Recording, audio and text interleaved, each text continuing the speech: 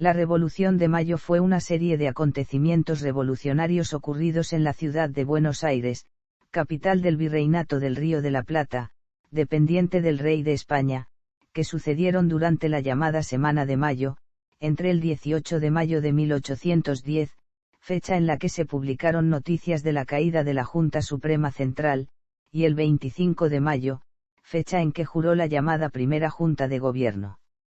La nueva Junta declaraba actuar, a nombre del Sr. de Fernando VII, y para guarda de sus augustos derechos, la que es considerada por algunos historiadores como una maniobra política para ocultar las intenciones independentistas, y que lleva el nombre de Máscara de Fernando VII. Si bien inició el proceso de surgimiento del Estado argentino, no hubo una proclamación de la independencia formal, ya que la primera junta aún gobernaba nominalmente en nombre del rey de España Fernando VII, quien había sido depuesto y su lugar ocupado por el francés José Bonaparte. La declaración de independencia de la Argentina tuvo lugar 6 años después durante el Congreso de Tucumán el 9 de julio de 1816. Causas. Causas externas.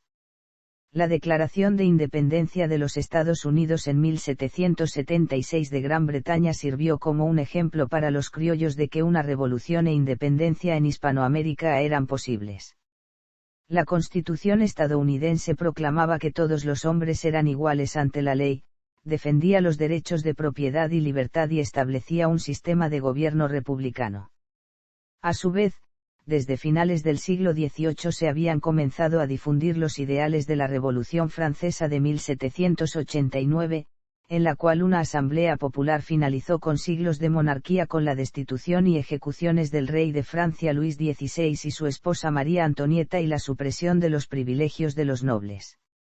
La Declaración de los Derechos del Hombre y del Ciudadano, cuyos principios eran liberté, égalité, fraternité, tuvo una gran repercusión entre los jóvenes de la burguesía criolla. La Revolución Francesa motivó también la expansión en Europa de las ideas liberales, que impulsaban las libertades políticas y económicas. Algunos liberales políticos influyentes de dicha época, opuestos a las monarquías y al absolutismo, eran Voltaire, Jean-Jacques Rousseau, Montesquieu, Denis Diderot y Jean Lerand de Alembert, mientras que el principal representante de la economía liberal era Adam Smith, autor del libro La riqueza de las naciones que proponía el libre comercio. Aunque la difusión de dichas ideas estaba muy restringida en los territorios españoles, pues no se permitía el ingreso de tales libros a través de las aduanas o la posesión no autorizada, igualmente se difundían en forma clandestina. En Gran Bretaña, mientras tanto, se inicia la Revolución Industrial, y para satisfacer ampliamente las necesidades de su propia población necesitaba nuevos mercados a los cuales vender su creciente producción de carbón, acero, telas y ropa. Gran Bretaña ambicionaba que el comercio de las colonias españolas en América dejara de estar monopolizado por su metrópoli. Para lograr este fin intentó conquistar la intentona fallida en el Río de la Plata mediante las dos invasiones inglesas, de 1806 y 1807 o bien promovió su emancipación. En Europa se desarrollaban las guerras napoleónicas, que enfrentaron al imperio napoleónico francés contra Gran Bretaña y España, entre otros países. Francia tuvo una gran ventaja inicial y, mediante las abdicaciones de Bayona, forzó la renuncia de Carlos IV de España y su hijo Fernando VII. Estos fueron reemplazados en el trono español por José Bonaparte, hermano del emperador francés Napoleón Bonaparte. La monarquía española intentó resistir formando la Junta Suprema de España e Indias o Junta Suprema Central y, tras la derrota de esta, el Consejo de Regencia de España e Indias o Consejo de Regencia. Causas internas. A lo largo del siglo XVIII, las reformas en el Imperio español llevadas adelante por la Casa de Borbón, que reemplazó a la Casa de Austria a partir del 16 de noviembre de 1700, transformaron la Hispanoamérica de aquel entonces de reinos relativamente autónomos, en colonias enteramente dependientes de decisiones tomadas en España en beneficio de ella. Entre las principales reformas borbónicas en América se destacó la creación del Virreinato del Río de la Plata en 1776, que reunió territorios dependientes hasta entonces del muy extenso Virreinato del Perú, y dio una importancia principal a su capital, la ciudad de Buenos Aires, que había tenido una significación secundaria hasta ese momento. En el Virreinato del Río de la Plata el comercio exterior era un monopolio de España y legalmente no se permitía el comercio con otras potencias. Esta situación era altamente desventajosa para Buenos Aires ya que la corona española minimizaba el envío de barcos rumbo a dicha ciudad.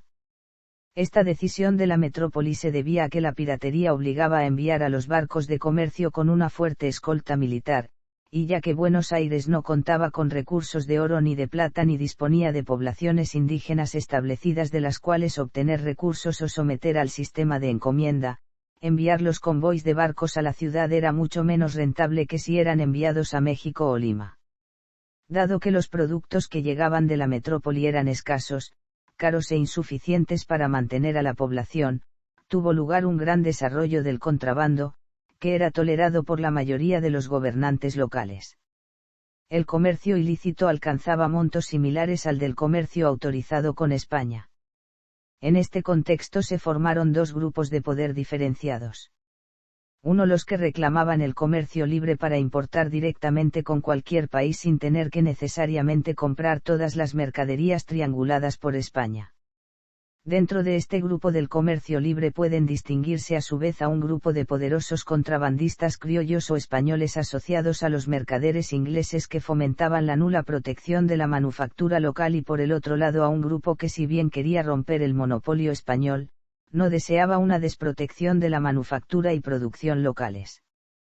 2. Los comerciantes monopolistas, autorizados por la corona española, quienes rechazaban el libre comercio y propugnaban por la continuidad del monopolio ya que si los productos entraban legalmente disminuirían sus ganancias.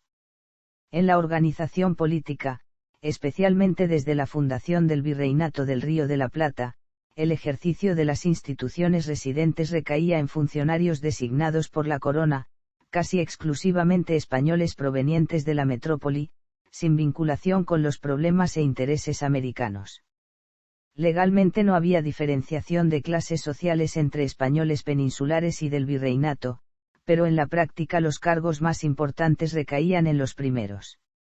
La burguesía criolla, fortalecida por la revitalización del comercio e influida por las nuevas ideas, esperaba la oportunidad para acceder a la conducción política. La rivalidad entre los habitantes nacidos en la colonia y los de la España europea dio lugar a una pugna entre los partidarios de la autonomía y quienes deseaban conservar la situación establecida. Aquellos a favor de la autonomía se llamaban a sí mismos patriotas, americanos, sudamericanos o criollos, mientras que los partidarios de la realeza española se llamaban a sí mismos realistas. Los patriotas eran señalados despectivamente por los realistas como insurgentes, facciosos, rebeldes, sediciosos, revolucionarios, descreídos, herejes, libertinos o caudillos, mientras que los realistas eran a su vez tratados en forma despectiva como sarracenos, godos, gallegos, chapetones, matuchos o maturrangos por los patriotas. Buenos Aires, la capital del virreinato, logró un gran reconocimiento ante las demás ciudades del mismo luego de expulsar a las tropas inglesas en 2 oportunidades durante las invasiones inglesas. La victoria contra las tropas inglesas alentó los ánimos independentistas ya que el virreinato había logrado defenderse solo de un ataque externo, sin ayuda de España. Durante dicho conflicto se constituyeron milicias criollas que luego tendrían un importante peso político. La principal de ellas era el regimiento de patricios liderado por Cornelio Saavedra. Una alternativa considerada antes de la Revolución fue el carlotismo, que consistía en apoyar a la infanta Carlota Joaquina de Borbón, hermana del rey Fernando VII de España y esposa y princesa consorte del príncipe regente Juan de Portugal, para que se pusiera al frente de todas las colonias españolas como regente. Estaba capacitada para hacerlo por la derogación de la ley sálica en 1789, y su intención sería prevenir un posible avance francés sobre las mismas. El intento no fue apoyado por los españoles peninsulares, pero sí por algunos núcleos revolucionarios que veían en ello la posibilidad de independizarse en los hechos de España. Entre ellos se encontraban Juan José Castelli, Juan José Paso, Antonio Luis Beruti, Hipólito Vieites y Manuel Belgrano. Otros revolucionarios como Mariano Moreno y Cornelio Saavedra estaban en desacuerdo. Sin embargo, la propia infanta renegó de tales apoyos, y denunció al virrey las motivaciones revolucionarias contenidas en las cartas de apoyo que le enviaron. Sin ningún otro respaldo importante, las pretensiones de Carlota fueron olvidadas. Incluso después de la revolución hubo algunas aisladas propuestas de coronación de la infanta como estrategia dilatoria, pero esta estaba completamente en contra de los sucesos ocurridos. En una carta enviada a José Manuel de Goyeneche dijo: corrientes de pensamiento subyacentes. Desde mediados del siglo XVIII en el Río de la Plata, al igual que lo que sucedía en el resto de la América española, dos corrientes de pensamiento distintas influyeron en la cosmovisión filosófica que impactó en la acción política. Estas posiciones continuaron durante el proceso que se inició en 1810 y que culminó con la emancipación. La primera corriente de pensamiento era de inspiración cristiana.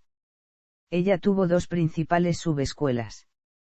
La más arraigada fue la escuela sostenida por la doctrina del sacerdote jesuita Francisco Suárez, de la Escuela de Salamanca, que pregonó que la autoridad es dada por Dios pero no al rey sino al pueblo, que fue divulgada por los profesores de la Universidad Mayor Real y Pontificia San Francisco Xavier de Chuquisaca y aprendida por sus estudiantes, muchos de los cuales fueron varios de los posteriores patriotas que impulsaron la Revolución de Mayo.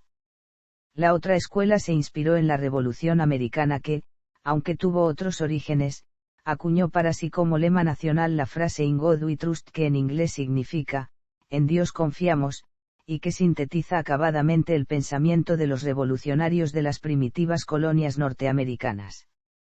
La segunda corriente de pensamiento fue racionalista, laicista e iluminista, que sustentó la filosofía política de Voltaire y de la Revolución Francesa.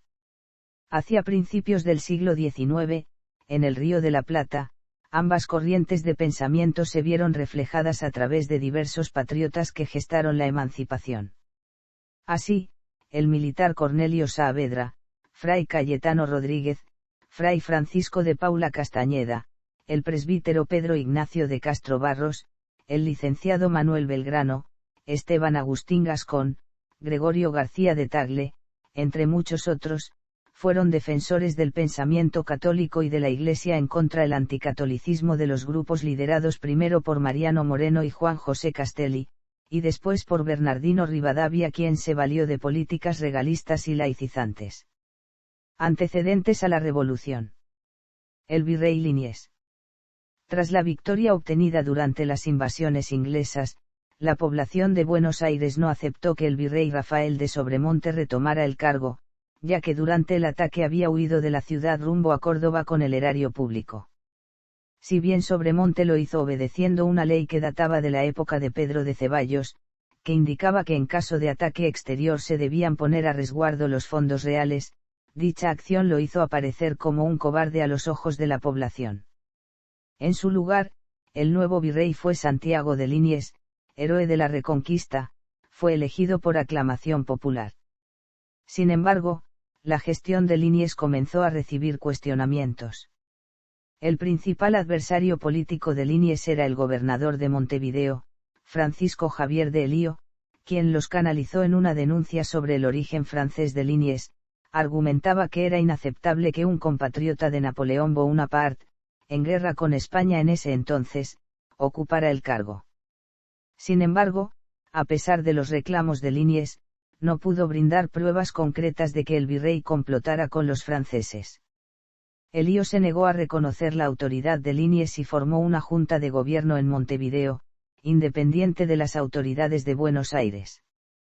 En ese entonces confluyeron varios sectores con diferentes opiniones sobre cuál debía ser el camino a seguir en el virreinato del Río de la Plata. Una situación análoga a la que se estaba viviendo había sucedido un siglo antes, durante la Guerra de Sucesión Española entre los austracistas y los borbónicos, en la que durante 15 años los dominios españoles de ultramar no sabían a quién reconocer como el rey legítimo. En aquella oportunidad, una vez que se instaló Felipe V en el trono español, los funcionarios americanos lo reconocieron y todo volvió a su curso. Probablemente en 1810, muchos, especialmente españoles, creían que bastaba con formar una junta y esperar a que en España retornara la normalidad. Asonada de Álzaga. El alcalde y comerciante español afincado en Buenos Aires Martín de Álzaga y sus seguidores, hicieron estallar una asonada con el objetivo de destituir al virrey Liniers. El 1 de enero de 1809, un cabildo abierto exigió la renuncia de Liniers y designó una junta a nombre de Fernando VII, presidida por Álzaga, las milicias españolas y un grupo de personas convocados por la campana del cabildo apoyaron la rebelión.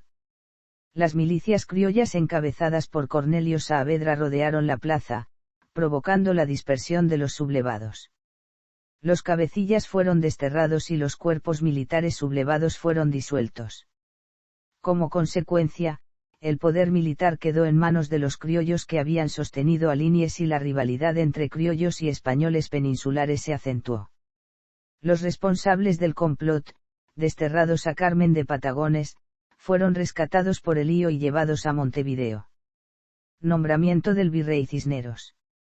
En España la Junta Suprema Central decidió terminar con los enfrentamientos en el Virreinato del Río de la Plata disponiendo el reemplazo del virrey Liniers por don Baltasar Hidalgo de Cisneros, quien arribó a Montevideo en junio de 1809. La Junta Suprema Central envió al nuevo virrey con instrucciones muy precisas, la detención de los partidarios de Liniers y la de los criollos que secretamente bregaban por la independencia. El traspaso del mando se hizo en Colonia del Sacramento. Javier de Elío aceptó la autoridad del nuevo virrey y disolvió la Junta de Montevideo, volviendo a ser gobernador de la ciudad. Cisneros rearmó las milicias españolas disueltas tras la asonada contra Liniers, e indultó a los responsables de las mismas. En Buenos Aires Juan Martín de Pueyrredón se reunió con los jefes militares para tratar de desconocer la autoridad del nuevo virrey. Este plan contó con el apoyo de Saavedra, Belgrano, Eustoquio Díaz Vélez, Juan José Viamonte, Miguel de Azcuénaga, Castelli y Paso, pero no con el visto bueno de Liniers, que se mantuvo leal a los realistas. Agitación revolucionaria en el Alto Perú. El descontento con los funcionarios españoles se manifestó también en el interior del Virreinato del Río de la Plata, particularmente en el Alto Perú. El 25 de mayo de 1809 una revolución destituyó al gobernador y presidente de la Real Audiencia de Charcas o Chuquisaca, Ramón García de León y Pizarro, acusado de apoyar al protectorado portugués. El mando militar recayó en el coronel Juan Antonio Álvarez de Arenales. La autoridad civil quedó en situación indecisa, de modo que fue en parte ejercida por el mismo Arenales. El 16 de julio en la ciudad de La Paz otro movimiento revolucionario liderado por el coronel Pedro Domingo Murillo y otros patriotas obligó a renunciar al gobernador intendente Tadeo Dávila y al obispo de La Paz, Remigio de la Santa y Ortega. El poder recayó en el cabildo hasta que se formó la Junta Tuitiva de los Derechos del Pueblo, presidida por Murillo. La revolución de Chuquisaca no se proponía alterar la fidelidad al rey, mientras que la Revolución de la Paz se proclamó abiertamente independiente. Actualmente los historiadores tienen diversas interpretaciones sobre si la Revolución de Chuquisaca tuvo motivaciones independentistas o si fue solo una disputa entre fernandistas y carlotistas. En consecuencia, existen desacuerdos sobre si la primera revolución independentista en Hispanoamérica fue la de Chuquisaca o la de La Paz. Durante el proceso instruido a raíz de las revoluciones en Chuquisaca y La Paz se mencionó a Rousseau y su libro El contrato social como cuerpos del delito. La reacción de los funcionarios españoles derrotó estos movimientos. El de La Paz fue aplastado sangrientamente por un ejército enviado desde el Virreinato del Perú, mientras que el de Chuquisaca fue sofocado por tropas que envió el virrey Cisneros. Las medidas tomadas por el virrey contra dichas revoluciones acentuaron el resentimiento de los criollos contra los españoles peninsulares, ya que Álzaga fue indultado de la prisión recibida tras su asonada, lo cual reforzaba entre los criollos la sensación de inequidad. Entre otros, Castelli estuvo presente en los debates de la Universidad de San Francisco Xavier en donde se alumbró el silogismo de Chuquisaca, el cual influenció sus posturas en la Semana de Mayo. Reformas económicas y medidas políticas de Cisneros. En el plano económico, Ante las dificultades y costos del comercio con España, Cisneros aceptó la propuesta de Mariano Moreno e instauró el 6 de noviembre de 1809 el libre comercio con las demás potencias. Los principales beneficiados eran Gran Bretaña y los sectores ganaderos que exportaban cueros. Sin embargo, los comerciantes que se beneficiaban del contrabando reclamaron a Cisneros que anule el libre comercio, a lo cual accedió para no perder su apoyo. Esto provocó a su vez que los ingleses, con McKinnon y el capitán Doyle como representantes, reclamaran una revisión de la medida, haciendo valer el carácter de aliados contra Napoleón de España y Gran Bretaña. Mariano Moreno también criticó la anulación, formulando la representación de los hacendados, considerado el informe de política económica más completo de la época del virreinato. Cisneros resolvió finalmente otorgar una prórroga al libre comercio, la cual finalizó el 19 de mayo de 1810. El 25 de noviembre de 1809 Cisneros creó el Juzgado de Vigilancia Política, con el objetivo de perseguir a los afrancesados y a aquellos que alentaran la creación de regímenes políticos que se opusieran a la dependencia de América de España. Esta medida y un bando emitido por el virrey previniendo al vecindario de díscolos que extendiendo noticias falsas y seductivas, pretenden mantener la discordia, les hizo pensar a los porteños que bastaba solo un pretexto formal para que estallase la revolución. Por eso, en abril de 1810, Cornelio Saavedra les expresaba a sus allegados. Cronología de la semana de mayo.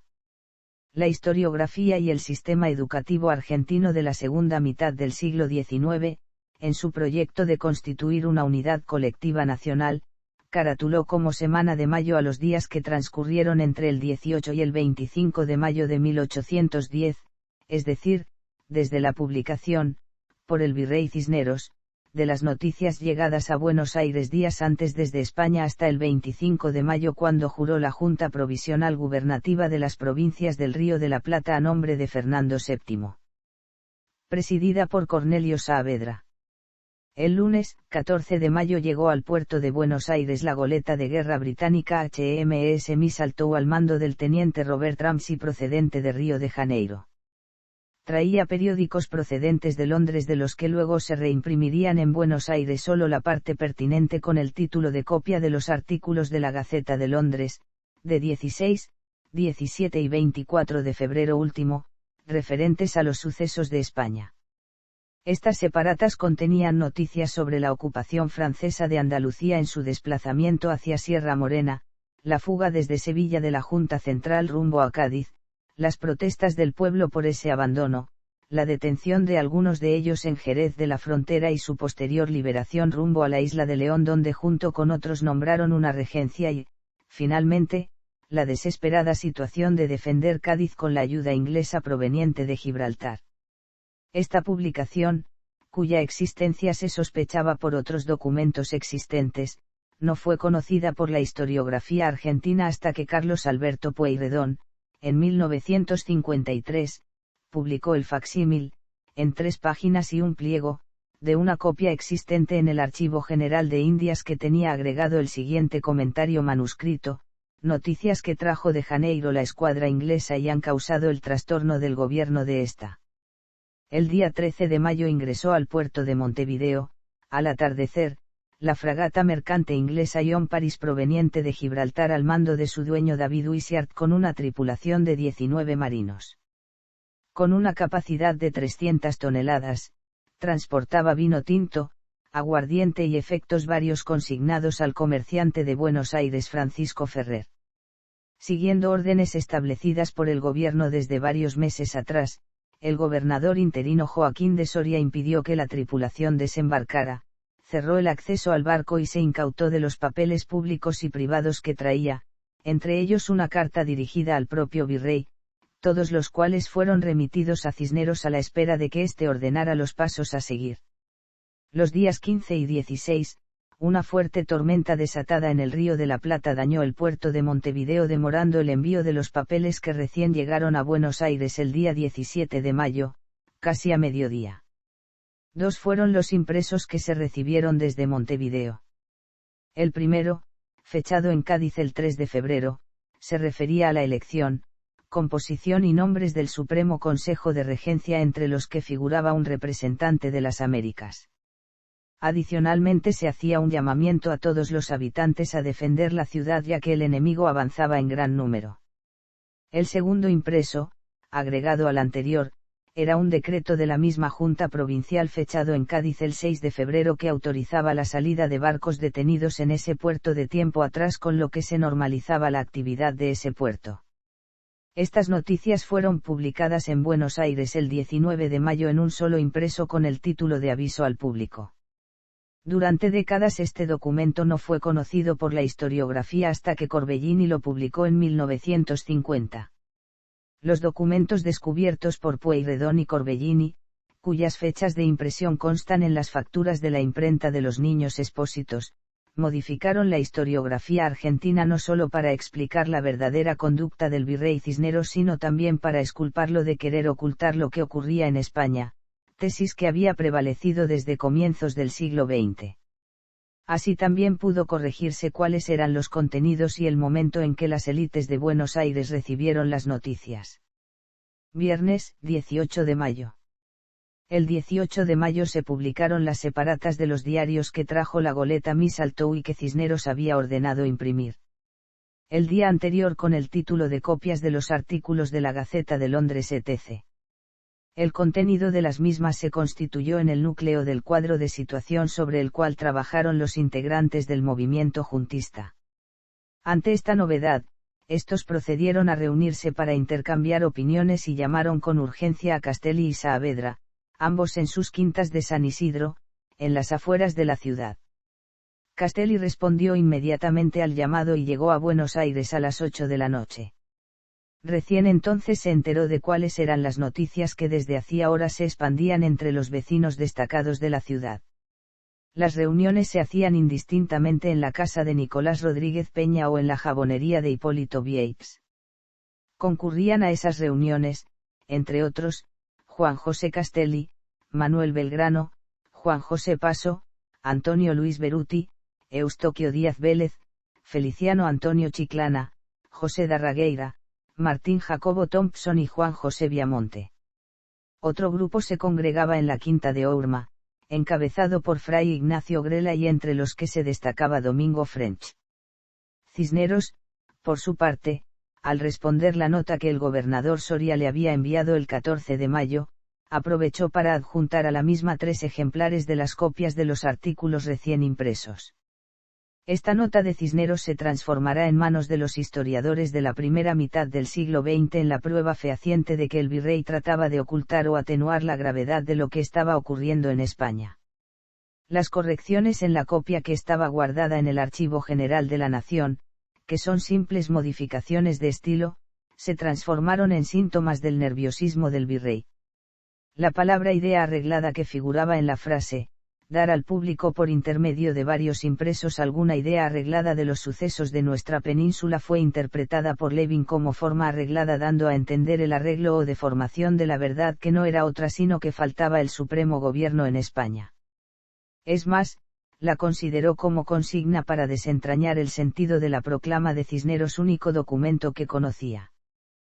Pero lo que buscaba Cisneros a través de los impresos que estaba dando a publicidad, cuya existencia y contenidos no eran conocidos por los historiadores, era dar idea sujeta a regla, método, orden, es decir, publicar las noticias en varios y sucesivos impresos. Sábado, 19 de mayo. También se puso al tanto de las noticias a Cornelio Saavedra, jefe del regimiento de patricios, que en ocasiones anteriores había desaconsejado tomar medidas contra el virrey.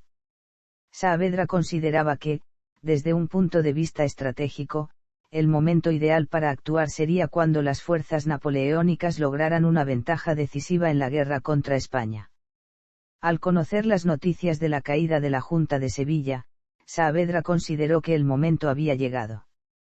El grupo encabezado por Castelli se inclinaba por la realización de un cabildo abierto, mientras los militares criollos proponían deponer al virrey por la fuerza. Tras pasar la noche tratando el tema, durante la mañana Saavedra y Belgrano se reunieron con el alcalde de primer voto, Juan José de Lezica, y Castelli con el síndico procurador, Julián de Leiva, solicitando el cese del mando del virrey Cisneros y con el objetivo, según consta en las actas del cabildo, de prevenir a los cabildantes de que el pueblo zozobraba en un conjunto de ideas difíciles de combinar. En su comunicación a los demás miembros del cabildo, Lezica o Leiva en ningún momento mencionaron que les hubieran solicitado un cabildo abierto, concepto que, según Scenna, no apareció en ningún documento de aquel momento. En un análisis hecho por Marfani, fundado en rigurosas reglas heurísticas y hermenéuticas y no en interpretaciones libres, llegó a la conclusión que los motivos eran otros, dado que el cabildo reconoció que la gravedad y circunstancia las mayores atenciones. Agregó además de que tampoco era cierta que los comandantes y particulares hubieran dejado en manos del cabildo la solución del problema porque aquellos exigieron que fuera el domingo 20, en sesión ordinaria, que los capitulares pudieron postergar para el lunes 21. Al analizar el informe de la Real Audiencia del 7 de septiembre de 1810, Marfani constató una versión totalmente distinta. Los llamados facciosos, dando ahora la cara, decía el informe, se habían presentado estrechando al cabildo a que por sí mismo haga cesar al virrey en el mando. Posteriormente debía ser sustituido por un nuevo gobierno que debía provenir de la voluntad del pueblo, es decir, de un cabildo abierto. Este día también se produjeron otros hechos sintomáticos, cuyas causas no salieron del ámbito de algunos dirigentes. En primer lugar, fueron acuartelados los milicianos, a los cuales se les proveyó de municiones donadas por el español peninsular Pedro Dorna, que las adquirió a los ingleses, según consta en su solicitud de ciudadanía americana presentada en 1812 y que fue concedida de puño y letra, sin averiguación de antecedentes, por Bernardino Rivadavia. En segundo lugar, tanto soldados como oficiales recibieron dinero. En la carta que Saavedra envió a Viamonte el 27 de junio de 1811 comentó que el único aporte verdadero que hizo Nicolás Rodríguez Peña a la causa no fue la casa que puso a disposición para las reuniones porque sabía que estaba protegido por nuestras bayonetas, sino los 4.500 pesos que prestó para nuestros soldados acuartelados. Pero Rodríguez Peña no fue el único. Los hermanos Miguel y Matías Irigoyen entregaron otros 4.000 pesos a Saavedra y Viamonte para dar a buena cuenta a la tropa de los batallones de patricios. Según Corbellini, se trató del viejo recurso de dar dinero a oficiales y soldados para ganar su voluntad. Rosendo Fraga intentó explicar esta donación de Irigoyen como una antigua costumbre militar española de abonar el sueldo al soldado antes de entrar en batalla. Pero Fraga no tuvo en cuenta, 1, que los batallones no iban a entrar en ninguna batalla porque no tenían enemigos a la vista, 2, que no se trataba de una donación. El 3 de junio de 1826, es decir, 16 años después, Matías Irigoyen se presentó ante el gobierno pidiendo la confirmación fehaciente de aquel préstamo que había hecho su hermano, para lo cual citó como testigos a Saavedra, Viamonte, Juan Ramón Valcarce y Juan Antonio Pereira, en aquel entonces capitán cajero del cuerpo de patricios, que corroboraron por escrito el hecho y el monto otorgado por Miguel Irigoyen el 19 de mayo de 1810. Domingo, 20 de mayo. Lezica transmitió a Cisneros la petición que había recibido, y este consultó a Leiva, quien se mostró favorable a la realización de un cabildo abierto. Antes de tomar una decisión el virrey citó a los jefes militares para que se presenten a las 7 horas de la tarde en el fuerte. Según cuenta Cisneros en el informe del 22 de junio de 1810 firmado por su esposa, les recordó. En sus memorias, escritas 16 años después de estos sucesos, Saavedra recordó que ante el silencio de sus compañeros yo fui el que dijo. Al anochecer se produjo una nueva reunión en casa de Rodríguez Peña, en donde los jefes militares comunicaron lo ocurrido. El historiador Roberto Marfani determinó que tanto el acta del Cabildo del 21 de mayo como el informe de Cisneros del 22 de junio de 1810 ocultaron o deformaron la verdad de los acontecimientos. La renuncia de Cisneros fue acordada con los militares en la noche del día 20. Los regidores Ocampo y Domínguez llevaron esa renuncia a la mañana del 21 para que Cisneros la firmase, pero el virrey la transformó en una solicitud de cabildo abierto y su correspondiente autorización, que fue lo que en definitiva querían el alcalde Lezica y Cisneros. Según Marfani, el Congreso o Cabildo Abierto fue entonces un recurso oficial desesperado de Cisneros para salvar con el voto de los buenos, el vecindario sensato, vecinos de distinción o los principales vecinos su autoridad en trance de sucumbir, y concluye que no fueron los juntistas civiles o militares quienes solicitaron el Cabildo Abierto. Otra de las inexactitudes involuntarias de Saavedra, según Marfani debido a los 16 años transcurridos, fue decir que Cisneros terminó aquella reunión aceptando la realización del Cabildo Abierto que se solicita. La historiografía admitió de hecho que el texto de la invitación al Cabildo Abierto se mandó a la imprenta el día 21, a posteriori de que Cisneros firmara la autorización respectiva fijando fecha y hora para la reunión, pero Marfani descubrió que fue enviado el mismo día 20 y que, por esa razón, la fecha y hora estaban en blanco en el formulario impreso. Si hubiera sido enviado el día 21, esos dos datos, que ya se conocían, hubieran figurado impresos en la invitación y no hubiera sido necesario completarlos a mano. Una anécdota, que surge exclusivamente de las memorias de Martín Rodríguez escritas en su vejez, es decir, muchos años después de los sucesos, menciona una comisión a cargo de Castelli y Martín Rodríguez que en la noche del 20 intimaron a Cisneros a cesar en el mando con un plazo de 5 minutos para contestar. La respuesta de Cisneros fue hagan lo que quieran.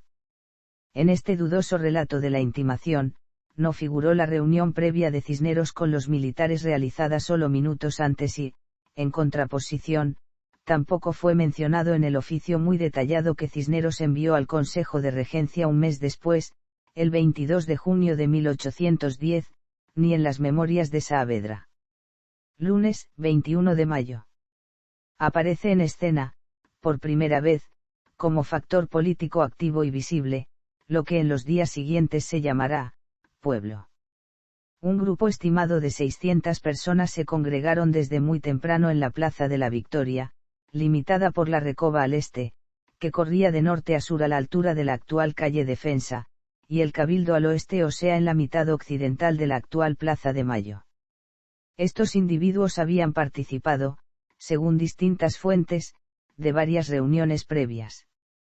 Estaban comandados por Domingo French, Antonio Beruti y un tal Arzac, supuestamente José María de Arzac, armados con pistolas y puñales, se autodenominaban Legión Infernal, aunque llevaban como identificación, en el cintillo del sombrero o en el ojal de la casaca, una cinta blanca en señal de unión entre españoles americanos y europeos.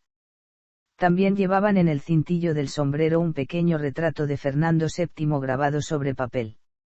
Este retrato provenía de una plancha realizada por Juan de Dios Rivera para recordar la jura a Fernando VII realizada el 21 de agosto de 1808, con la cual, a principios de 1809 se imprimieron, en tinta y colores, 1900 estampas en papel y 1094 en cintas de seda para hacer escarapelas. A las 9 de la mañana el Cabildo inició la sesión en privado para tratar la renuncia que Cisneros debía entregar al Cabildo según lo acordado con los comandantes milicianos la noche anterior. Distintas fuentes contemporáneas al suceso corroboran lo que las actas del Cabildo omitieron a posteriori. Según Marfani, el mejor relato es el de Juan Manuel Beruti. El 21 de mayo el excelentísimo Cabildo mandó 2 diputados al virrey con el oficio donde le manifestaban los motivos que habían para que abdicara el mando en el excelentísimo Cabildo. A tal efecto, a las 10 de la mañana, los regidores Manuel José de Ocampo y Andrés Domínguez se presentaron en el fuerte con el pertinente oficio de renuncia para que Cisneros lo firme.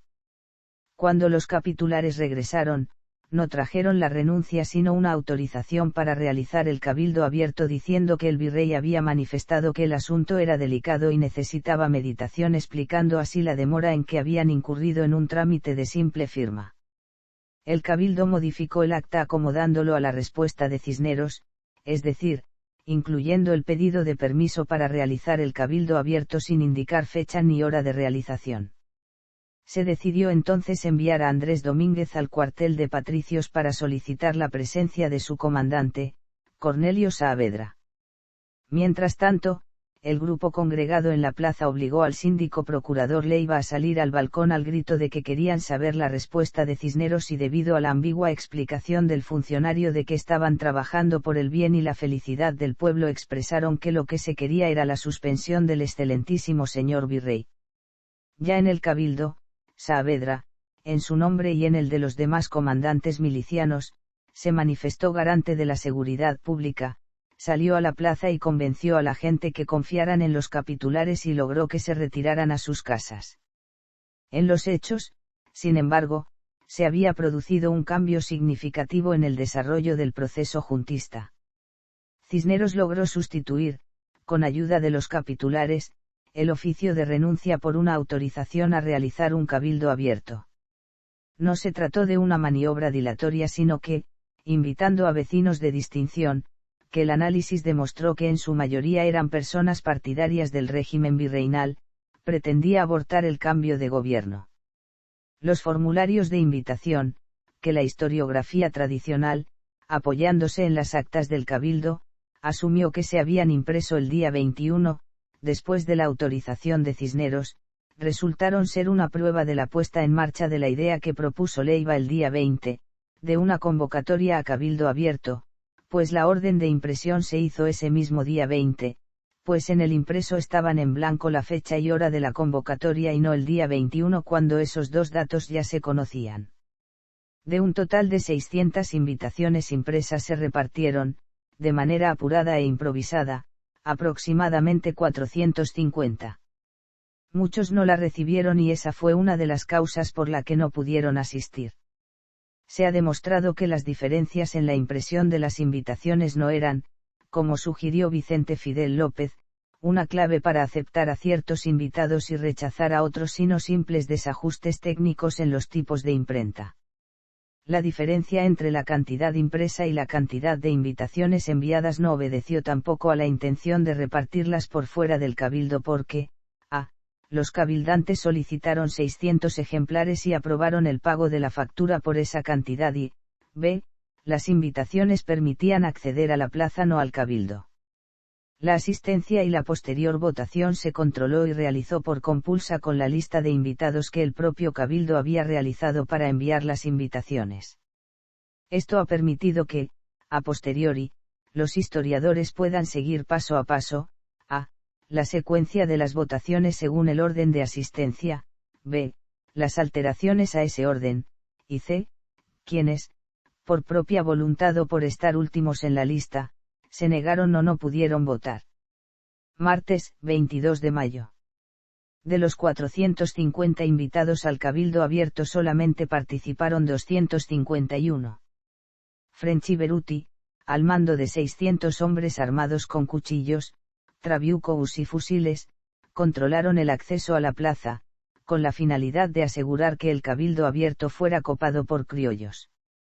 El cabildo abierto se prolongó desde la mañana hasta la medianoche, contando con diversos momentos, entre ellos la lectura de la proclama del cabildo, el debate, que hacía de suma duración el acto, como se escribió en el documento o acta, y la votación, individual y pública, escrita por cada asistente y pasada al acta de la sesión. El debate en el cabildo tuvo como tema principal la legitimidad o no del gobierno y de la autoridad del virrey.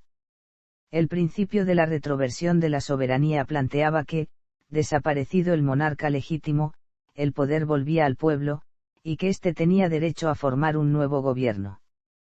Hubo dos posiciones principales enfrentadas, los que consideraban que la situación debía mantenerse sin cambios, respaldando a Cisneros en su cargo de virrey, y los que sostenían que debía formarse una junta de gobierno en su reemplazo, al igual que en España.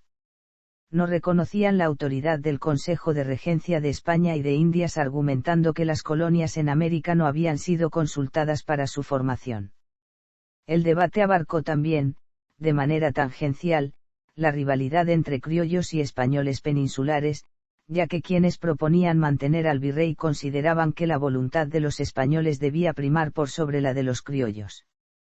Debe advertirse que no se cuenta con ningún texto oficial de los discursos pronunciados por los participantes del Cabildo Abierto. Por lo tanto, Todos los discursos que la historiografía les ha atribuido provienen de memorias de testigos que estuvieron o no estuvieron en el acto, escritas cercanas al hecho o muchos años después. Estas fuentes, en general, no fueron sometidas a un análisis respecto de su naturaleza, la trayectoria e intereses de los autores y las circunstancias que los rodeaban en el momento en que pusieron por escrito lo que habían vivido, ya sea para seleccionar ese pasado o acomodarlos a distintos fines, siendo el tribunal de la historia uno de ellos. Por estas razones el historiador Fernando Jumar cree que este tipo de fuentes deberían ser descartadas para las investigaciones en torno a la revolución, aunque no dejan de ser indicadas para analizar cómo se construyó el mito que la rodea. El primer orador fue el obispo de Buenos Aires, Benito Loeyrriega, máxima autoridad de la iglesia local. Juan José Castelli habló a continuación, y sostuvo que los pueblos americanos debían asumir la dirección de sus destinos hasta que cesara el impedimento de Fernando VII de regresar al trono. Pascual Ruiz Huidobro expuso que, dado que la autoridad que había designado a Cisneros había caducado, éste debía considerarse separado de toda función de gobierno, y que, en su función de representante del pueblo, el cabildo debía asumir y ejercer la autoridad. El fiscal Manuel Genaro Villota, representante de los españoles más conservadores, señaló que la ciudad de Buenos Aires no tenía derecho a tomar decisiones unilaterales sobre la legitimidad del virrey o el Consejo de Regencia sin hacer partícipes del debate a las demás ciudades del virreinato. Argumentaba que ello rompería la unidad del país y establecería tantas soberanías como pueblos. Juan José Paso le dio la razón en el primer punto, pero adujo que la situación del conflicto en Europa y la posibilidad de que las fuerzas napoleónicas prosiguieran conquistando las colonias americanas demandaban una solución urgente. Adujo entonces el argumento de la hermana mayor, por la cual Buenos Aires tomaba la iniciativa de realizar los cambios que juzgaba necesarios y convenientes, bajo la expresa condición de que las demás ciudades serían invitadas a pronunciarse a la mayor brevedad posible.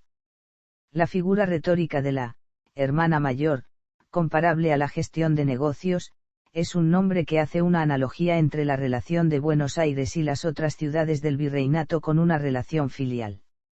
El cura Juan Nepomuceno Solá opinaba que el mando debía entregarse al cabildo, pero solo en forma provisional, hasta la realización de una junta gubernativa con llamamiento a representantes de todas las poblaciones del virreinato.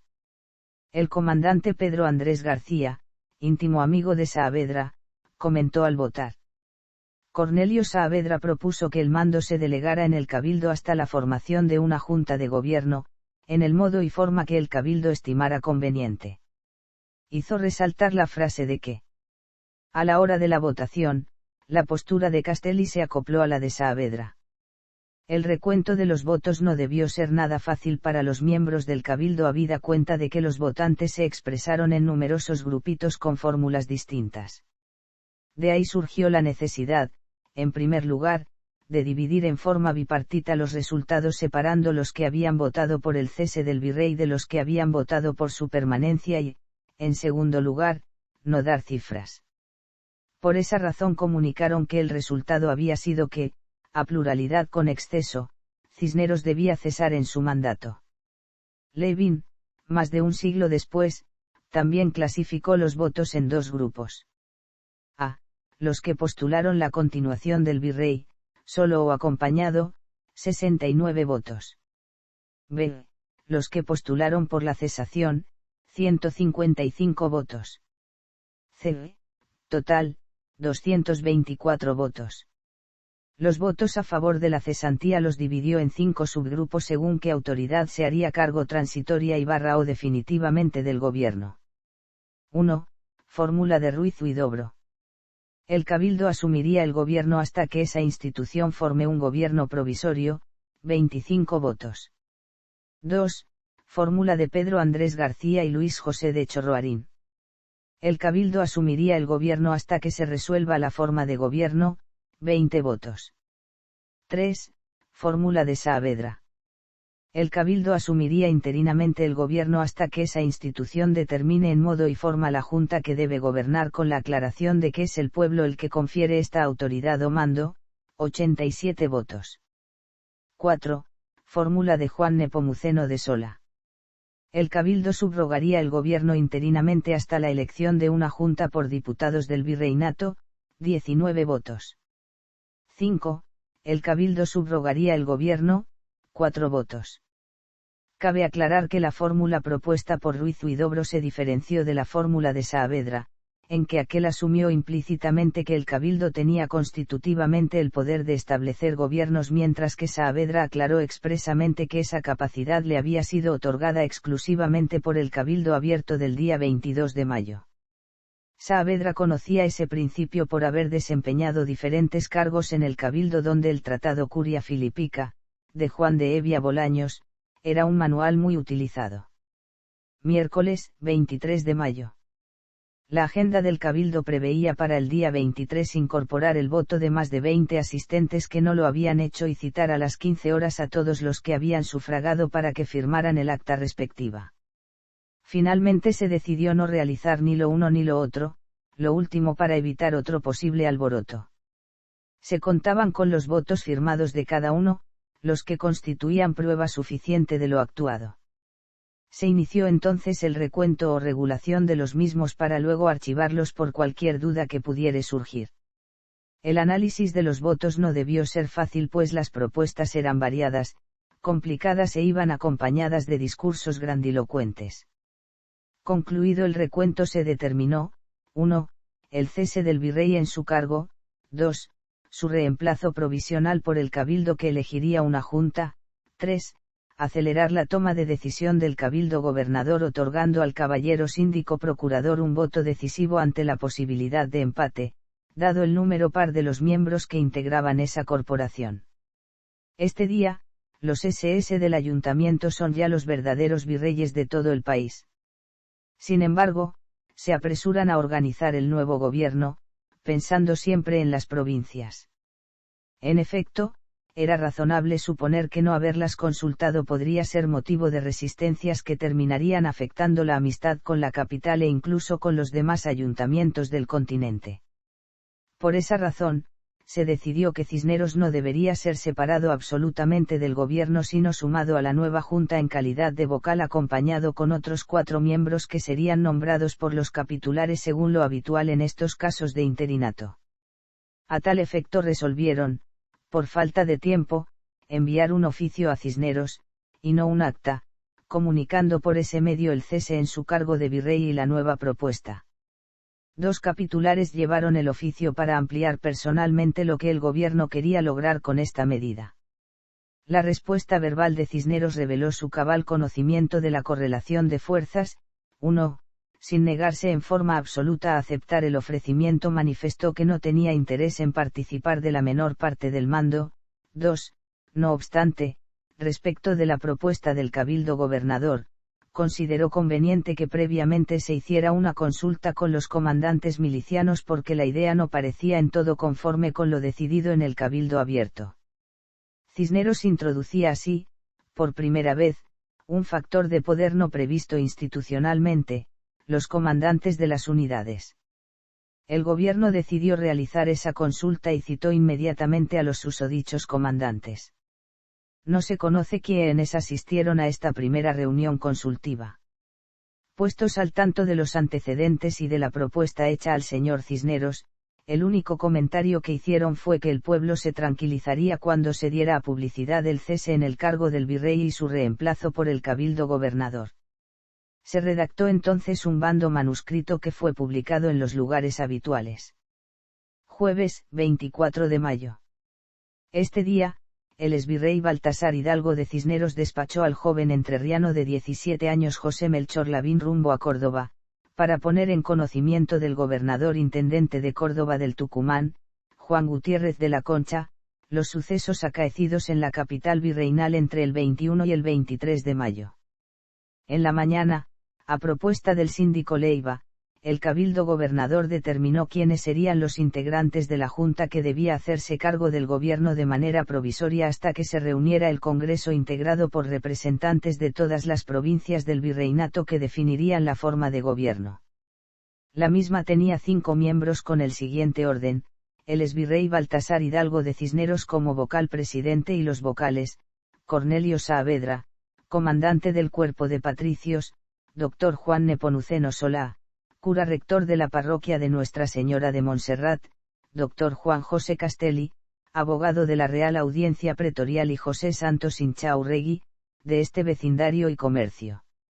La composición de la Junta no fue arbitraria.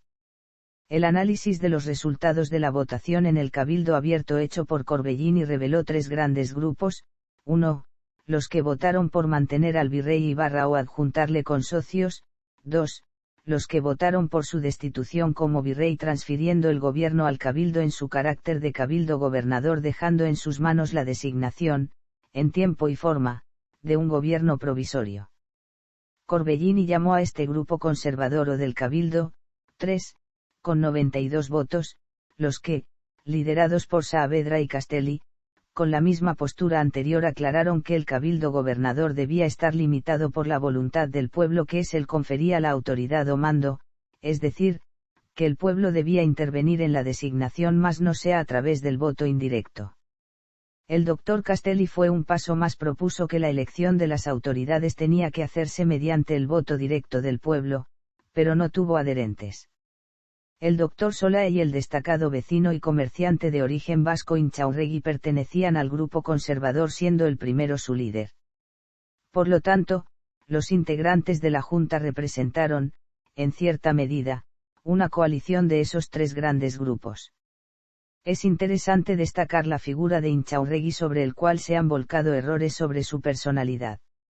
Guido, varias décadas después, al recordar la reunión en casa de Rodríguez Peña en la noche del día 24 de mayo, acotó que se reconoció por unanimidad de los presentes que dos de los miembros de la Junta de carácter ascético y tímido se plegarían sin violencia a la política del presidente. Años después, V.F. López lo describió así: un desconocido llamado Inchaurri, que corría con los intereses personales de Cisneros. Pero Inchaurregui, no era un desconocido, sino todo lo contrario, tanto por sus relaciones con la oligarquía capitular, la riqueza, los parentescos y su actuación política anterior. Una calle llevaba su nombre. B. López escribió mal su apellido pese a la documentación existente, actas capitulares y juicio sucesorio. C. Era acreedor de la viuda de Cisneros y votó por la destitución de su marido como virrey, lo que contradecía la sugerencia de López de que era un hombre de Cisneros. Fue uno de los tantos casos de inmigrantes peninsulares que actuaron en aquel momento en contra de las autoridades españolas.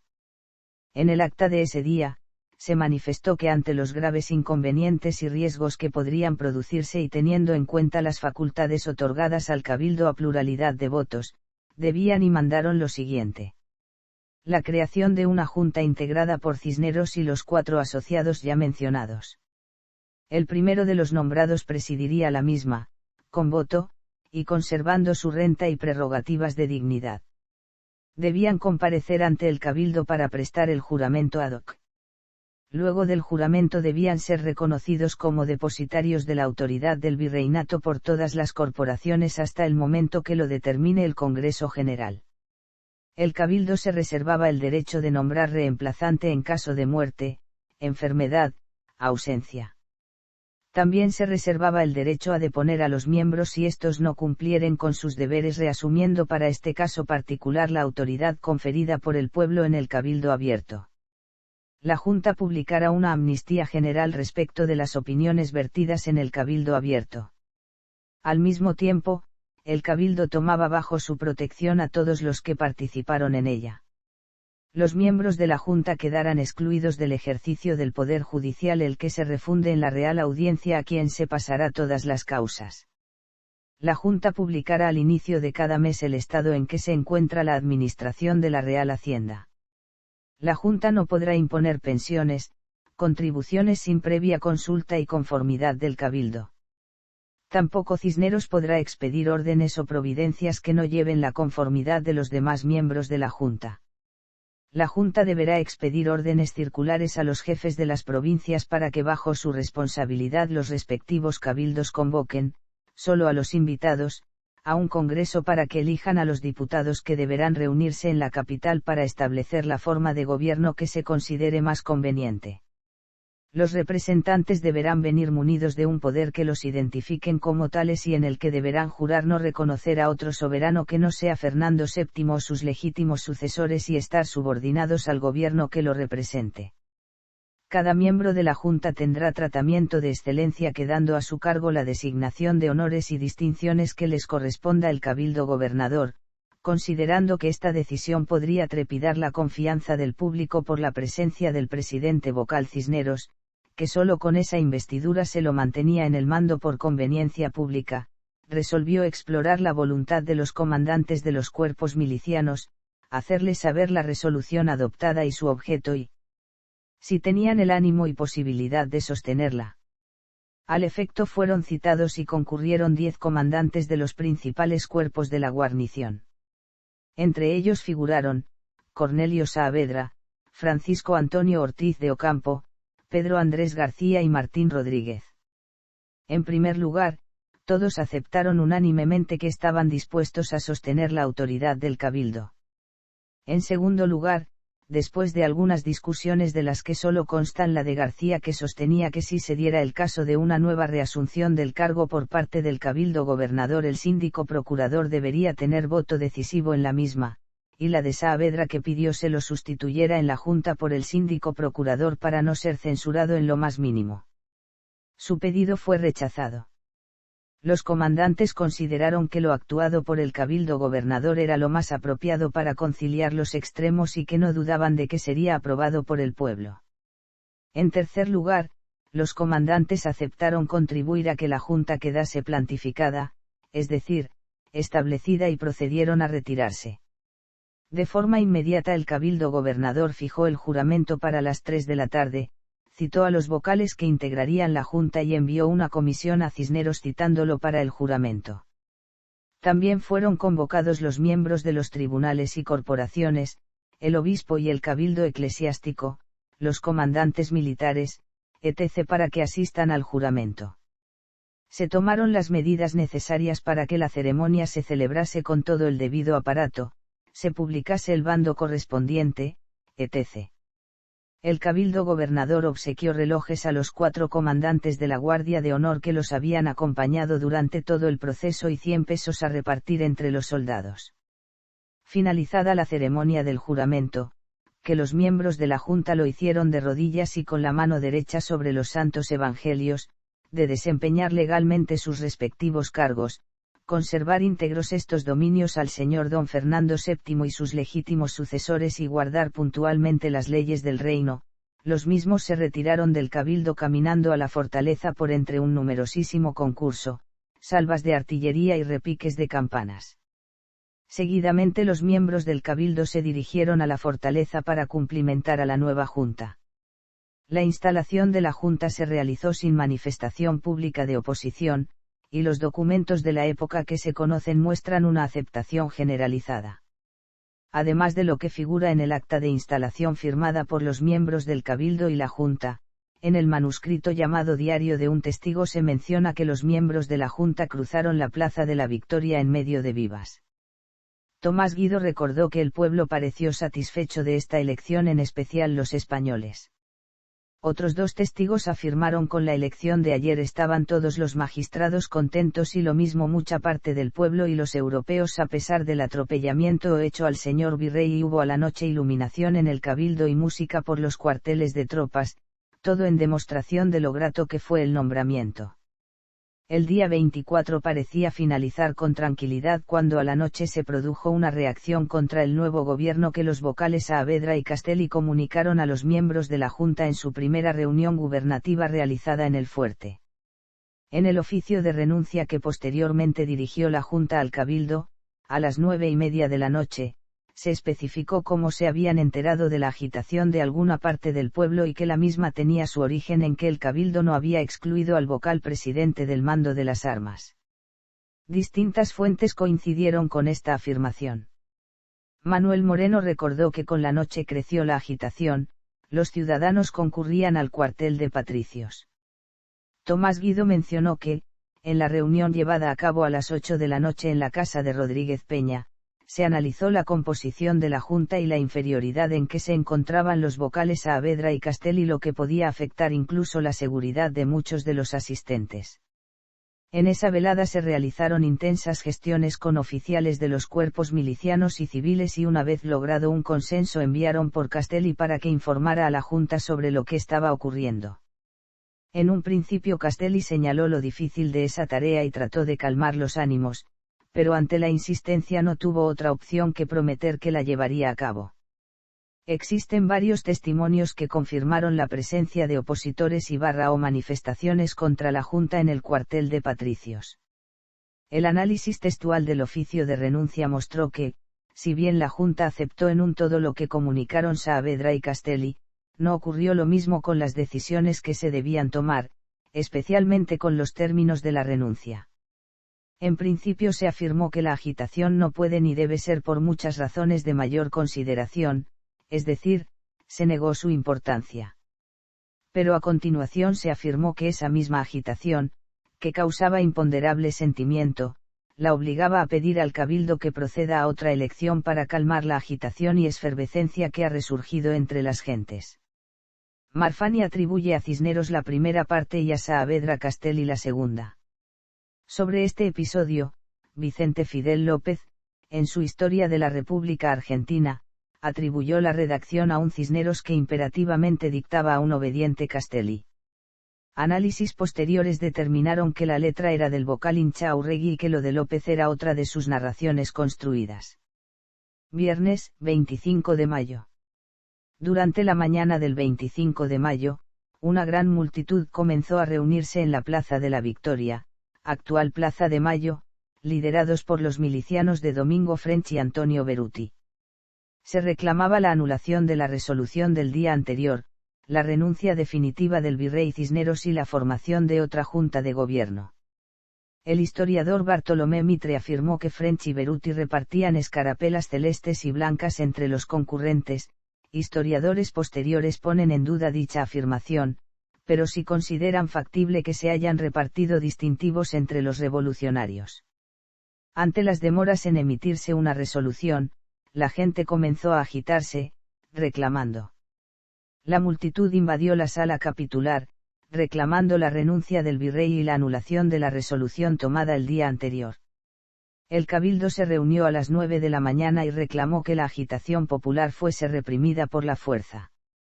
Con este fin se convocó a los principales comandantes, pero estos no obedecieron las órdenes impartidas. Los que sí lo hicieron afirmaron que no solo no podrían sostener al gobierno, sino tampoco a sus tropas, y que en caso de intentar reprimir las manifestaciones serían desobedecidos por estas. Cisneros seguía resistiéndose a renunciar, y tras mucho esfuerzo los capitulares lograron que ratificase y formalizase los términos de su renuncia, abandonando pretensiones de mantenerse en el gobierno. Esto, sin embargo, resultó insuficiente, y representantes de la multitud reunida en la plaza reclamaron que el pueblo reasumiera la autoridad delegada en el Cabildo Abierto del día 22, exigiendo la formación de una junta. Además, se disponía el envío de una expedición de 500 hombres para auxiliar a las provincias interiores. Pronto llegó a la sala capitular la renuncia de Cisneros, prestándose a con acento ello con la mayor generosidad y franqueza, resignado a con acento mostrar el punto a con acento que llega su consideración por la tranquilidad pública y precaución de mayores desórdenes. Los integrantes de la nueva junta fueron dados a conocer al cabildo, primero en forma de representación oral y luego, a pedido de éste, en forma escrita con el respaldo de 401 firmas. Sin embargo, no hay una posición unánime entre los historiadores sobre la autoría de dicho escrito. Los capitulares salieron al balcón para presentar directamente a la ratificación del pueblo la petición formulada. Pero, dado lo avanzada de la hora y el estado del tiempo, la cantidad de gente en la plaza había disminuido, cosa que Julián de Leiva adujo para ridiculizar la pretensión de la Diputación de hablar en nombre del pueblo. Esto colmó la paciencia de los pocos que se hallaban en la plaza bajo la llovizna. A partir de ese momento, el badajo de la campana del cabildo había sido mandado retirar por el virrey Liniers tras la sonada de Álzaga de 1809.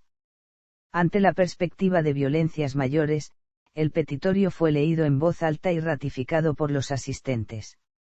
El reglamento que regiría a la Junta fue, a grandes rasgos, el mismo que se había propuesto para la Junta del 24, añadiendo que el Cabildo controlaría la actividad de los vocales y que la Junta nombraría reemplazantes en caso de producirse vacantes.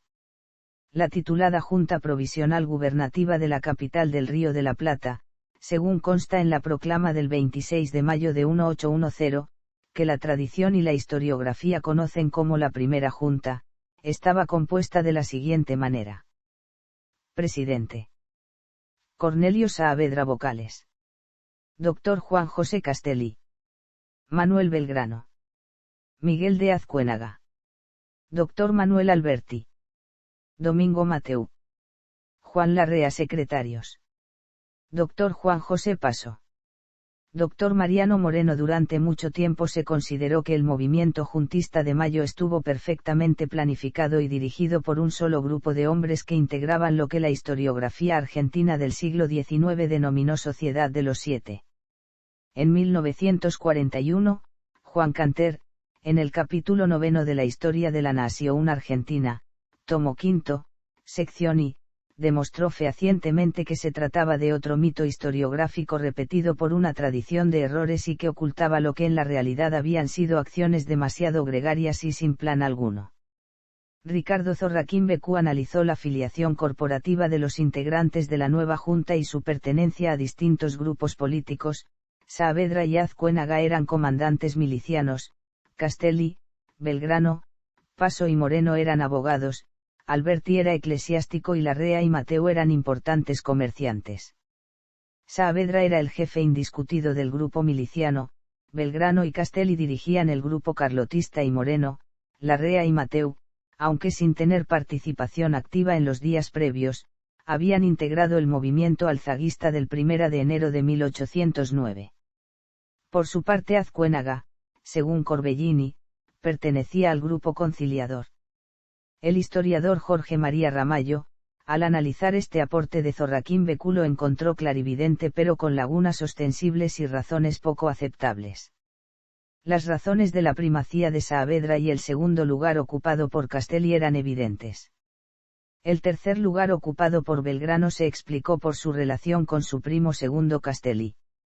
Sin embargo, en su memoria, al referirse a su nombramiento dijo, aunque no siguió la cosa por el rumbo que me había propuesto, apareció una junta de la que yo era vocal, sin saber cómo ni por qué. En el caso de Azcuénaga, que ocupó como vocal el cuarto lugar, no resultaron claras las razones de su inclusión. El propio Saavedra se preguntó, Azcuénaga, ¿qué ha hecho en toda su vida con respecto a nuestra libertad? Groussac intentó explicar que su designación había obedecido a su honradez, calidad de jefe veterano y su posición social. Efectivamente, Azcuénaga pertenecía a la aristocracia porteña.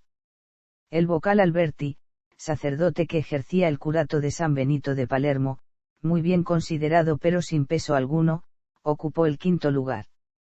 El historiador Canter afirmó que fue incorporado debido a la vejez de Juan Nepomuceno Solá.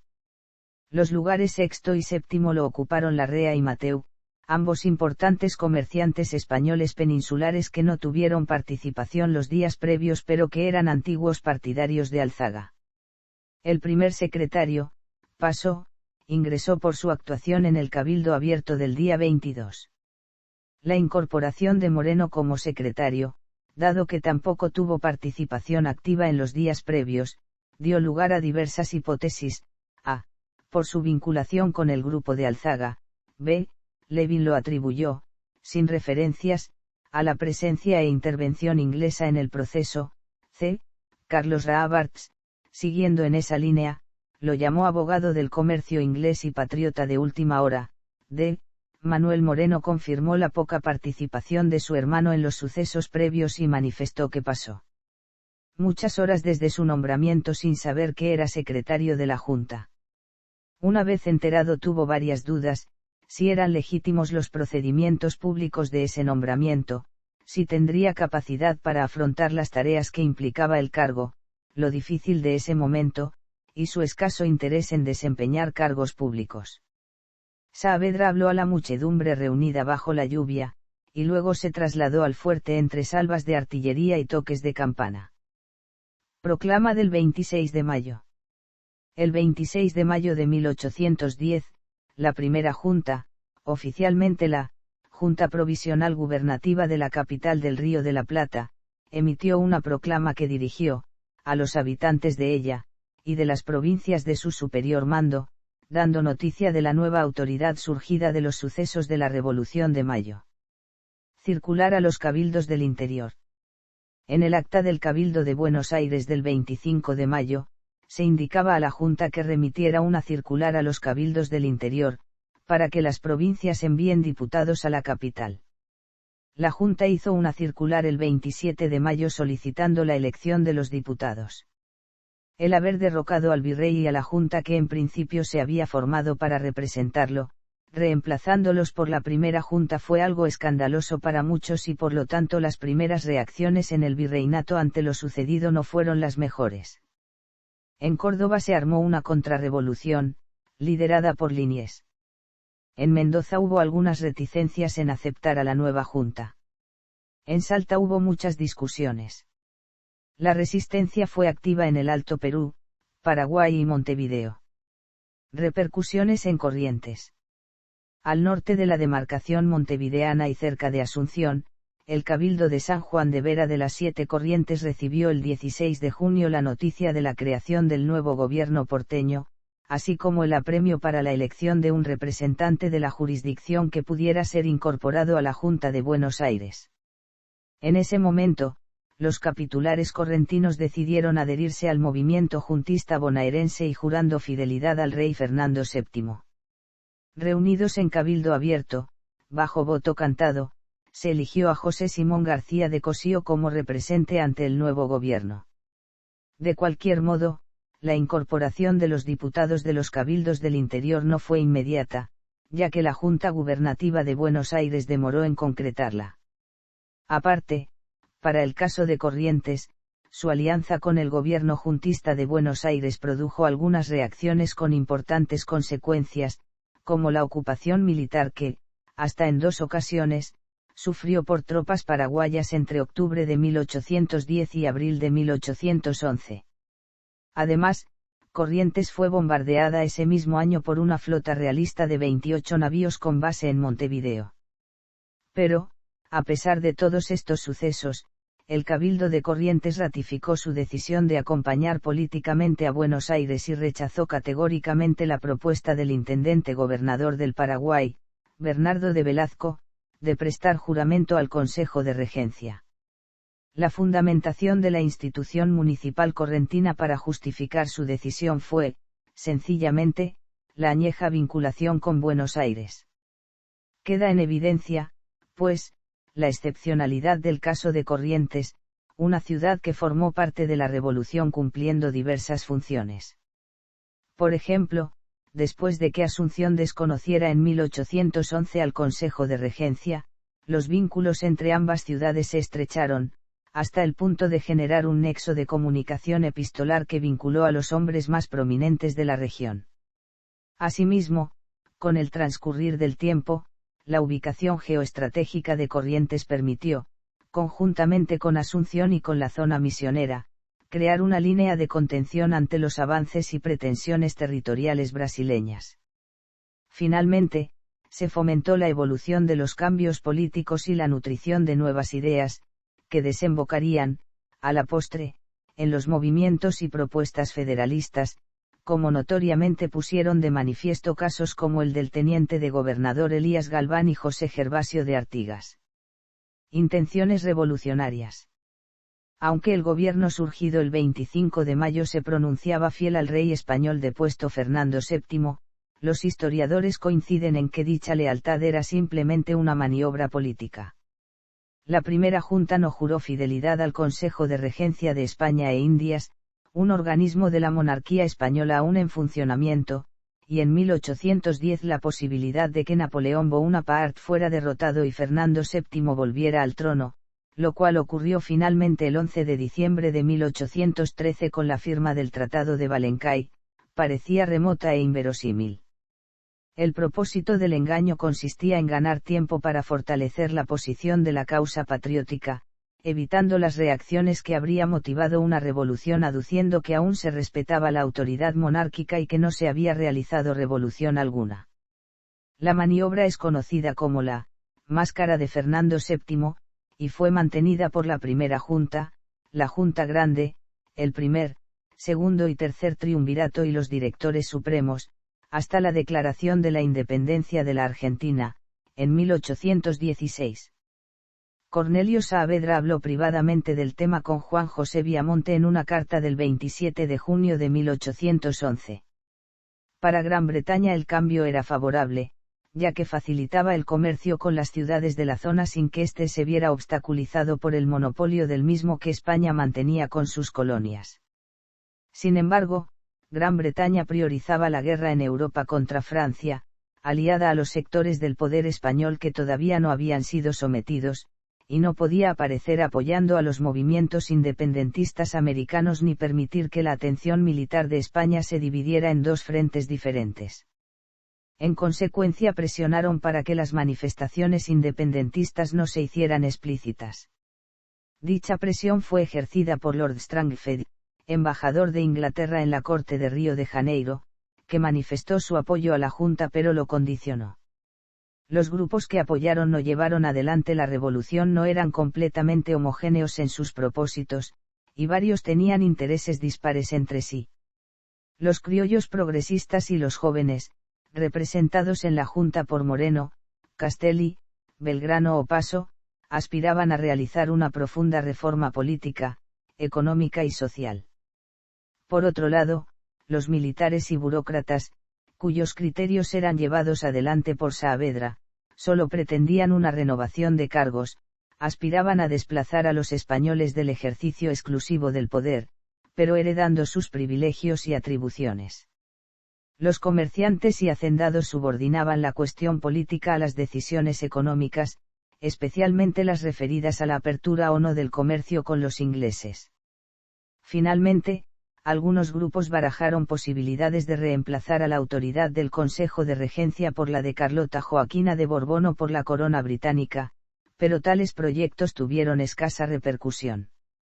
Estos grupos trabajaron juntos para el fin común de expulsar a Cisneros del poder, pero al conformarse la primera junta comenzaron a manifestar sus diferencias internas. En la revolución no intervinieron factores religiosos, debido a que todas las corrientes revolucionarias y realistas coincidían en su apoyo a la religión católica. Aún así, la mayor parte de los dirigentes eclesiásticos se oponían a la revolución. En el Alto Perú los realistas y las autoridades religiosas procuraron equiparar a los revolucionarios con herejes, pero los dirigentes revolucionarios siempre impulsaron políticas conciliatorias en los aspectos religiosos. Los curas y frailes, en cambio, estaban divididos geográficamente, los de las provincias, de abajo, eran leales a la revolución, mientras que los del Alto Perú prefirieron continuar leales a la monarquía. Acontecimientos posteriores. Ni el Consejo de Regencia, ni los miembros de la Real Audiencia ni la población española proveniente de Europa creyeron la premisa de la lealtad al rey Fernando VII, y no aceptaron de buen grado la nueva situación. Los miembros de la Audiencia no quisieron tomar juramento a los miembros de la primera Junta, y al hacerlo lo hicieron con manifestaciones de desprecio. El 15 de junio los miembros de la Real Audiencia juraron fidelidad en secreto al Consejo de Regencia y enviaron circulares a las ciudades del interior, llamando a desoír al nuevo gobierno. Para detener sus maniobras la Junta convocó a todos los miembros de la Audiencia, al obispo Loeyrriega y al antiguo virrey Cisneros, y con el argumento de que sus vidas corrían peligro fueron embarcados en el buque británico Dart. Su capitán Marcos Brigut recibió instrucciones de la REA de no detenerse en ningún puerto americano y de trasladar a todos los embarcados a las Islas Canarias. Tras la exitosa deportación de los grupos mencionados se nombró una nueva audiencia, compuesta íntegramente por criollos leales a la revolución. Con la excepción de Córdoba, las ciudades que hoy forman parte de la Argentina respaldaron a la primera Junta. El Alto Perú no se pronunciaba en forma abierta, debido a los desenlaces de las revoluciones en Chuquisaca y La Paz de poco antes. El Paraguay estaba indeciso. En la banda oriental se mantenía un fuerte bastión realista, así como en Chile. Santiago de Liniers encabezó una contrarrevolución en Córdoba, contra la cual se dirigió el primer movimiento militar del gobierno patrio.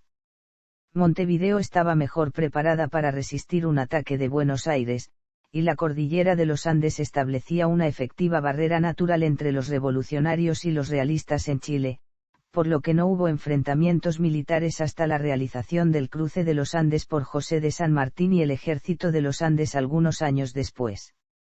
A pesar del alzamiento de Liniers y su prestigio como héroe de las invasiones inglesas, la población cordobesa en general respaldaba a la revolución, lo cual llevaba a que el poder de su ejército se viera minado por deserciones y sabotajes.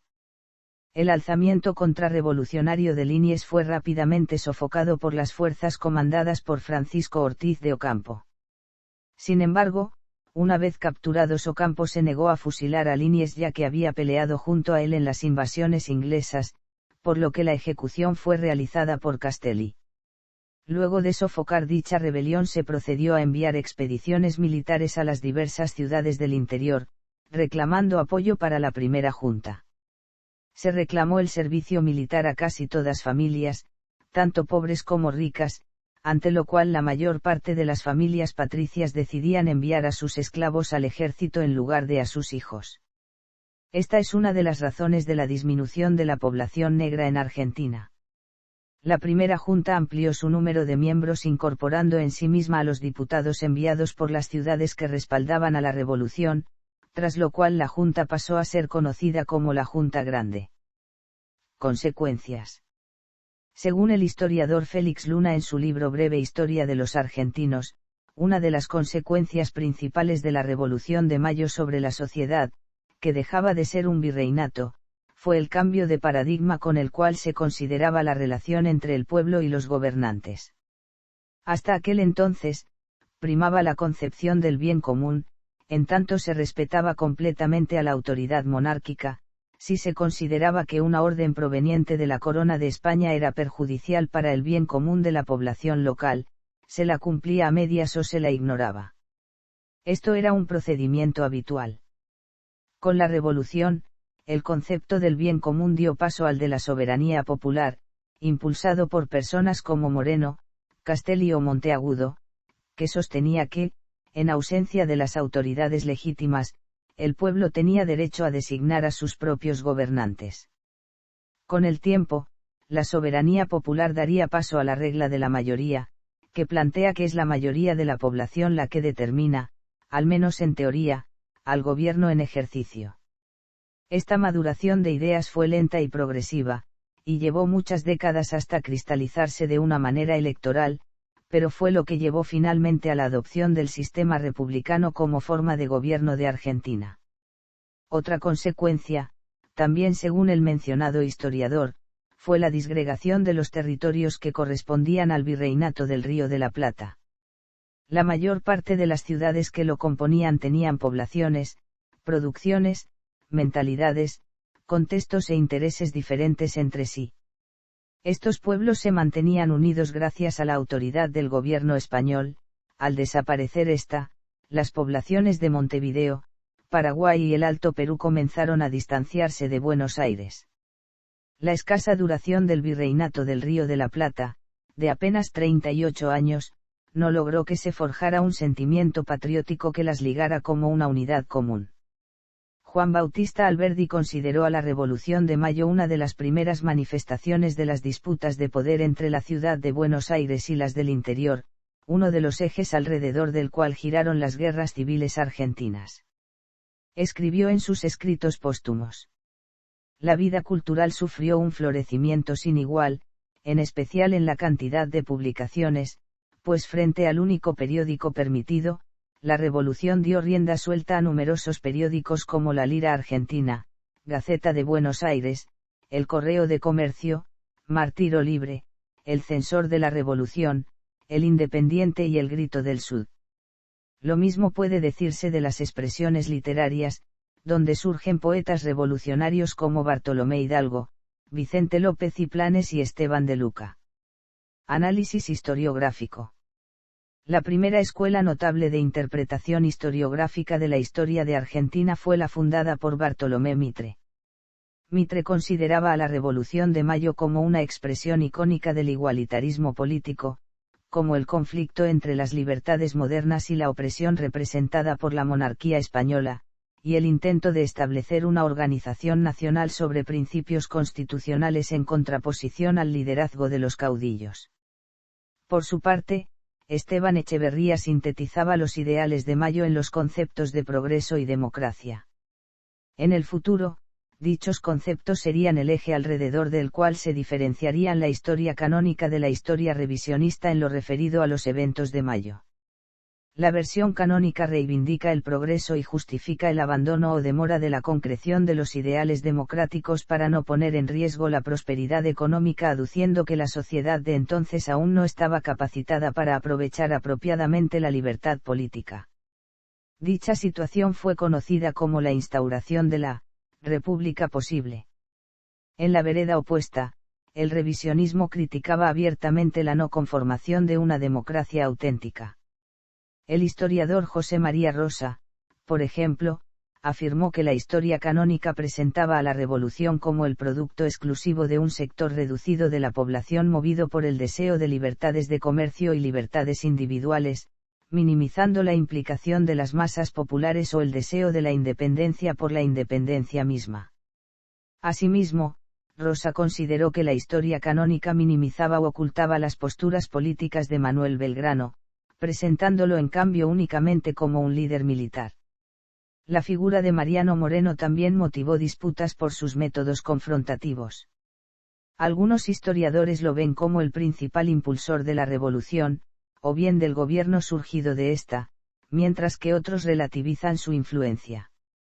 También existen disparidades sobre su consideración o no como jacobino, el arraigo o desarraigo popular de sus posturas, o el análisis de su pensamiento, sus fuentes o sus acciones. Sin embargo, más allá de los juicios de valor de cada historiador, hay consenso entre los mismos en considerar a Mariano Moreno como uno de los protagonistas de Mayo con la postura revolucionaria más radical y decidida.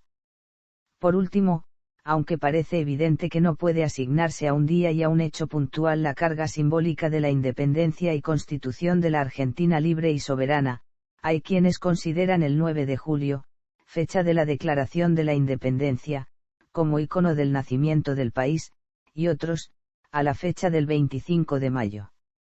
Uno de los motivos del debate tiene que ver con el hecho de que hay quienes consideran que la Revolución de Mayo fue un acontecimiento protagonizado solo por Buenos Aires, mientras que la Declaración de la Independencia fue un acto que contó con la activa participación de las provincias.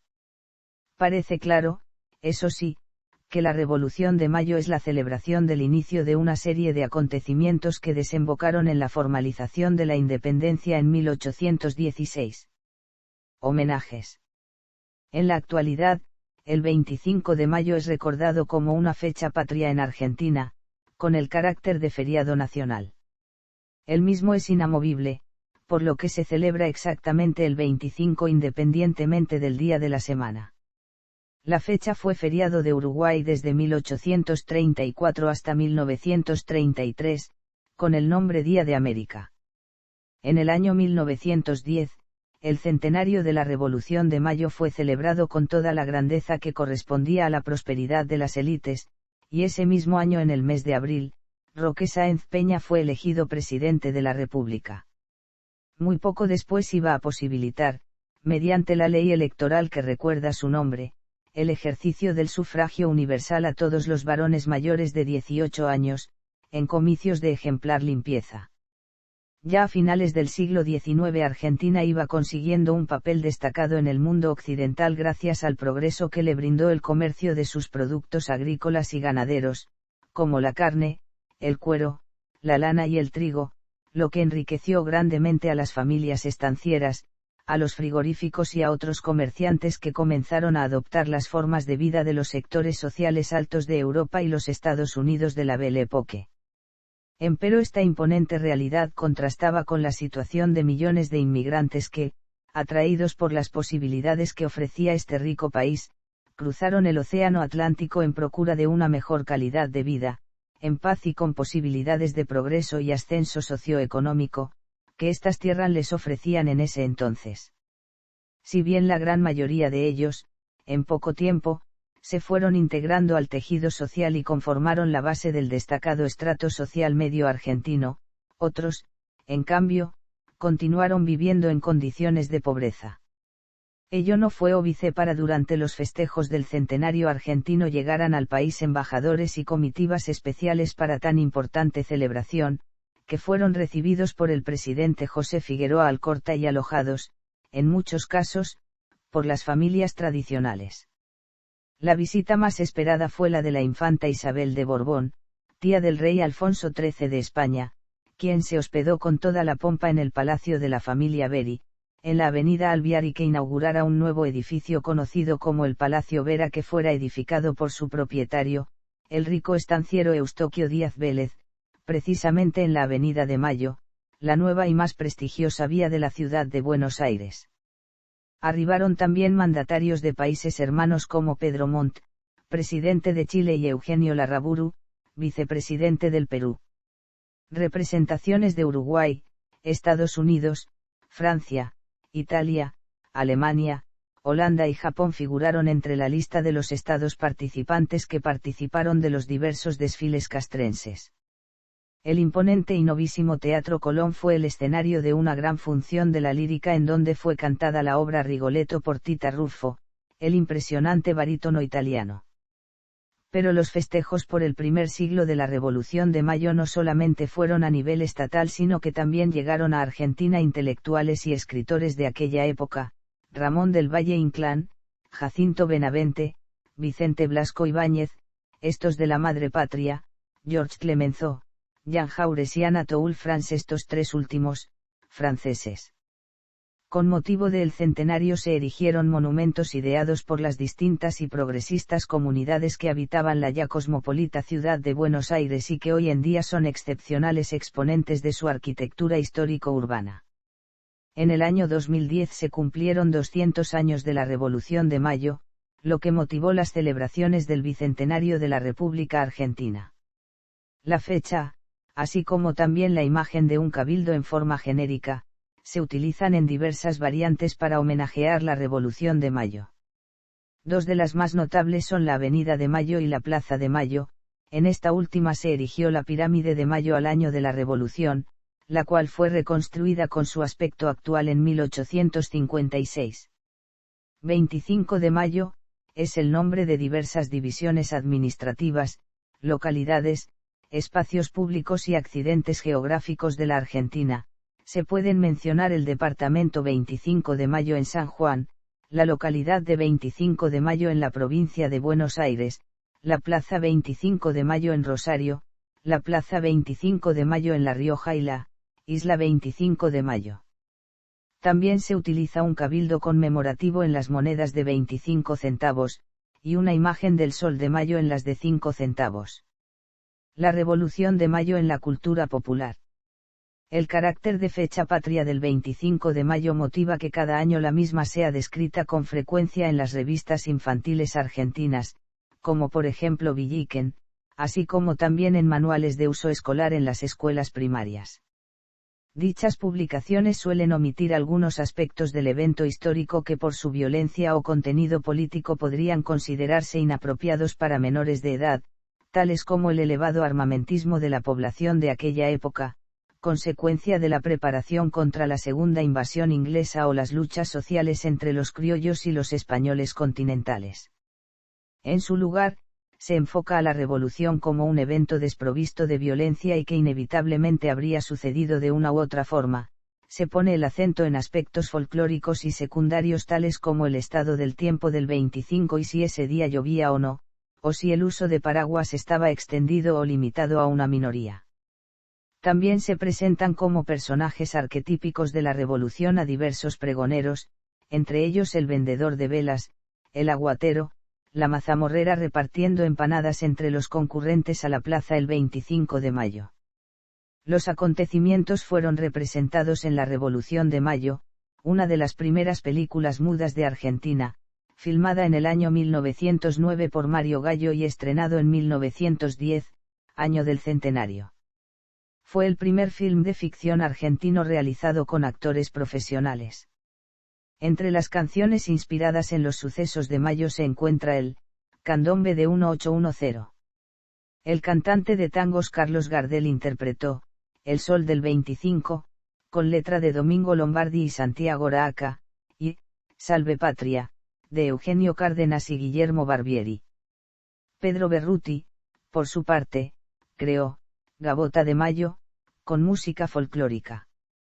En esta celebración, como así también en la del 9 de julio, es muy común que el pueblo pripero consuma locro, y en las escuelas primarias se beba un tradicional chocolate caliente. Véase también. Adhesión de la Intendencia de Salta a la Revolución de Mayo. Centenario argentino. Bicentenario de la República Argentina. Guerra de la Independencia Argentina.